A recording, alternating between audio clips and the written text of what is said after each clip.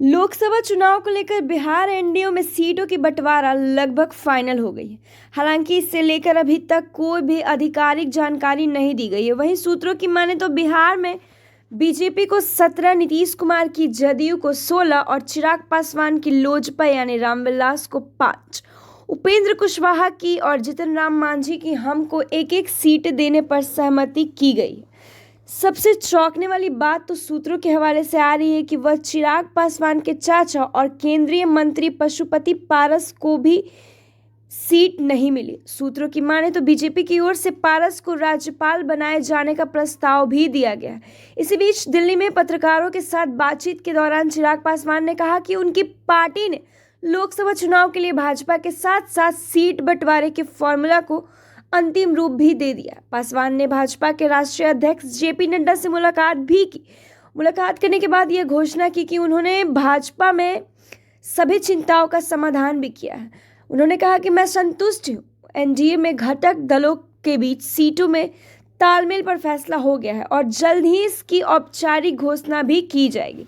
तो वहीं आपको बता दें कि बिहार एनडीए में कब होगा सीटों का बंटवारा, महासचिव विनोद तावरे ने किया खुलासा। आपको बताते चले साथ ही में कि दूसरी ओर जेडीयू के वरिष्ठ नेता और पूर्व मंत्री अशोक चौधरी ने कहा कि लोकसभा चुनाव को लेकर एनडीए और बिहार की सीटों की घोषणा में एक प्रेस कॉन्फ्रेंस की जाएगी। जल्द ही सीटों की बंटवारा का अंतिम निर्णय भी लिया जाएगा। साथ ही में उनका कहना है कि मंत्रिमंडल पत्र का विस्तार भी जल्द हो सकता है। लोजपा के दोनों गुटों में लेकर पूछताछ पर सवाल बनाए गए हैं। ऐसे तमाम जानकारी के लिए देखते रहे हमारे साथ नव भारत ट्रेंडिंग न्यूज़ और बने रहे ऐसी आगे की खबरें जानने के लिए और इलेक्शन से लेकर हर एक अपडेट के लिए जुड़े रहे हमारे साथ।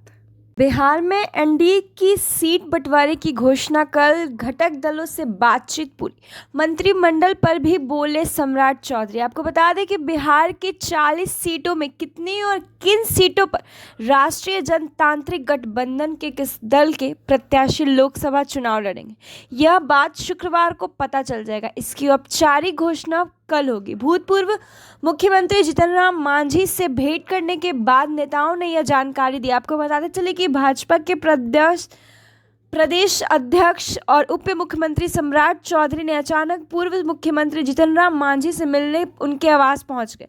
दोनों नेताओं के बीच बहुत देर तक बातचीत हुई। इसके बाद यह बात सामने आई कि बिहार की 40 सीटों में कितनी और किन सीटों पर राष्ट्रीय जनतांत्रिक गठबंधनों के दल में प्रत्याशी लोकसभा चुनाव लड़ेंगे। यह शुक्रवार को पता चल जाएगा। मुलाकात के बाद जीतन राम मांझी के बेटे संतोष कुमार सुमन मीडिया के सामने आए। उन्होंने स्पष्ट किया कि हम लोग बिना किसी शर्त के एनडीए के साथ हैं। हम लोग सम्मान के साथ एनडीए में हैं और बिहार में कुल 40 के 40 सीट पर एनडीए की ही जीत होगी।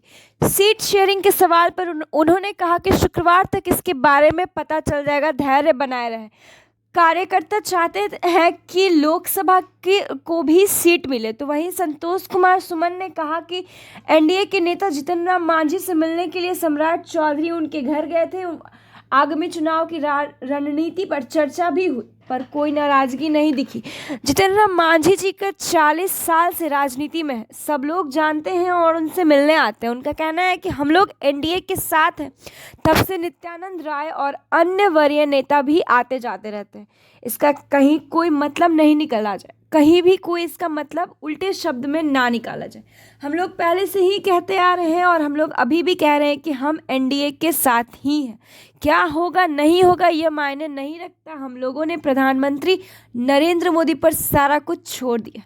इतना विश्वास दिलाते हैं कि सम्मान हम लोगों का ही रखा जाएगा। हम लोग 40 के 40 सीटों पर जीतने जा रहे हैं।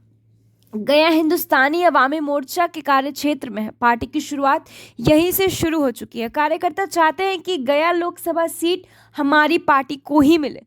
वहीं उन्होंने दावा ठोककर कहा कि पूर्व से ही यह लोकसभा सीट पर तैयारी चल रही है और आज भी जारी है।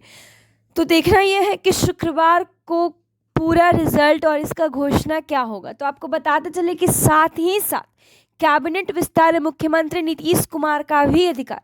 वहीं तो सम्राट चौधरी ने कहा कि लोकसभा चुनाव में बिहार की 40 की 40 सीट जीतने के लिए जो रूपरेखा बन रहा है, हम लोग उसकी तैयारियां कर रहे हैं। जीतन राम मांझी जी का कहना है कि सब दिन सहयोग रहा है, इतना ही काफ़ी है। मंत्रिमंडल विस्तार को लेकर सम्राट चौधरी ने कहा कि कैबिनेट विस्तार मुख्यमंत्री कुमार का भी अधिकार है, यह सब उनको तय करने दीजिए। अब देखना यह है कि शुक्रवार की सुबह और क्या रिजल्ट आती है और इस रिजल्ट से अब कितनी कुर्सियां और कितना गलियों में सियासी दिखने को मिलेगा।